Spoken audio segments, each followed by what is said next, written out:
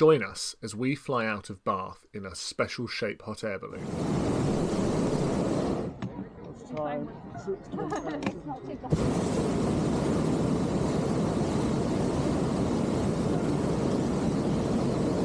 Okay, weight off everybody, weight off.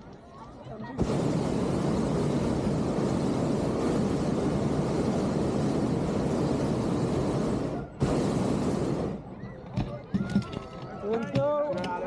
Thank you very much. See you later, thank you. Dad, did I get See you later, guys.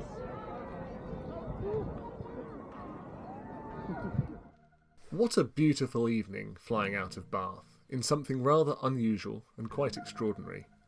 If you've ever wondered what it takes to pilot a giant piece of fruit through the skies, you're in the right place. Let's take a closer look at the star of the show, the Orange, our spectacular Orange 120 special shape hot air balloon manufactured by Cameron's.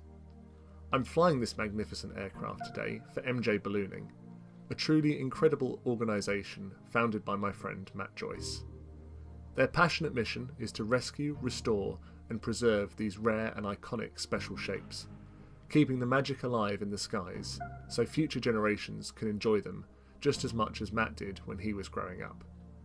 Today, MJ Ballooning boasts one of the largest collections of special shape hot air balloons in the entire world.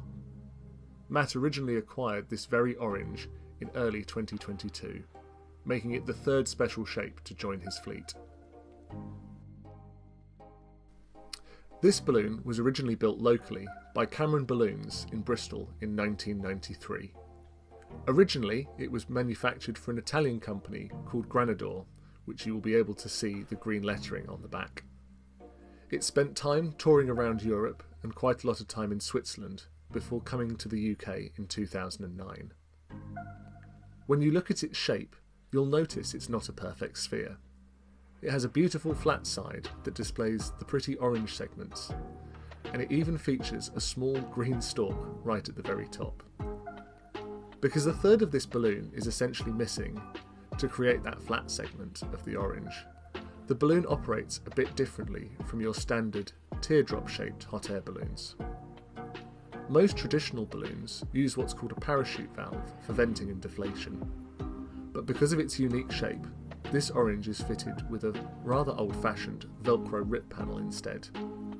This system is fascinating, but it requires meticulous preparation on the ground. I had extra help with this from MJ himself. Before we inflate, the panel at the top of the envelope must be carefully closed and sealed. The strength of that seal relies entirely on how firmly that Velcro is pressed together, so we must make sure that the Velcro is completely dry and free from any grass or dirt, to stop the internal pressure from accidentally popping the Velcro open during the flight.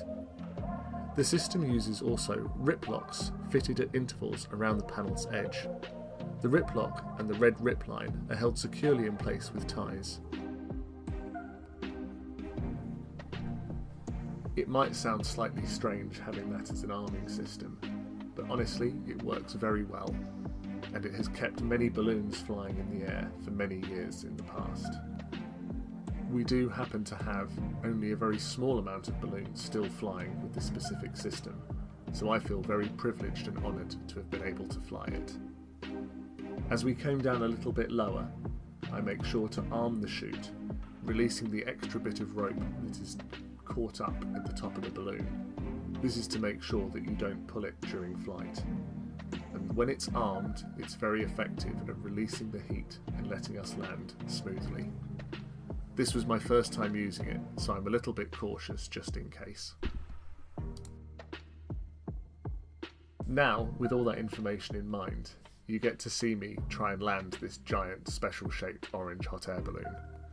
It's certainly not the best landing I've ever done, but it was my very first time using this rip lock panel, and I'd be very curious to see what you think in the comment section down below.